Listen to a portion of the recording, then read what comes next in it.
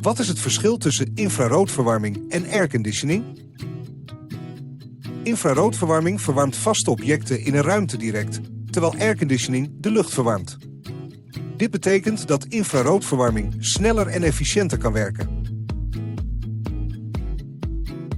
Dus wacht niet langer en kom snel naar de website van infraroodverwarmingsoest.nl.